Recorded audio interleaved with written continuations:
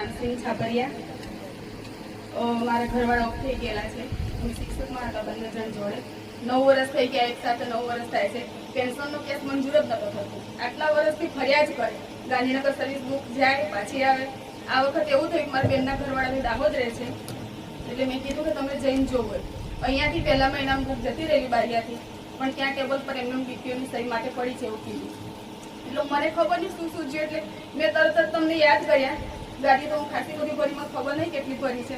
ત્યાં મંદિરે આવતી હતી હું દિવાળી પરથી, એટલે મેં કીધું કદાચ આ વખતે સર્વિસ બુક જાય અને મંજૂર થઈને આવે ને તો 11 કિલો ચોકલેટ ચડાવીશ માતાજી. અને મંજૂર થઈને આવે પેન્શન 9 વર્ષે મંજૂર થયું છે મારે.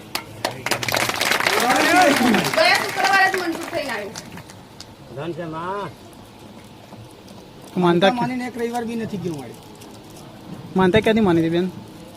માનતા એ ત્યાં ગયા ને એટલે મને કીધું કે સર્વિસ બુક અહીંયા જ પડી છે. એટલે નરસાણા ધામની પછી અહીંયાની માતાજીને યાદ કર્યા. આમ બેઠેલા તમે કાયમ જોયેલા ગાદી પર, એટલે એમને મનોમન યાદ કર્યા અને મનમાં સંકલ્પ કરી લીધો કે આ વખતે મંજૂર થઈને આવી જાય તો આટલી ચોકલેટ ચડાવીશ માતા. તો માનતા રાખીને કેટલા દિવસમાં તમારું કામ સફળ થયું? લગભગ મહિનો જેવો એમાં સફળ થઈ. મહિનામાં સફળ થયું. 9 વર્ષથી જે કામ નતું થતું. બરાબર છે. તમારું નામ શું? મારું નામ પરમારીલાબેન રામસિંહ, ગામ છાપરિયા. ઠીક છે બેન, રામ રામ.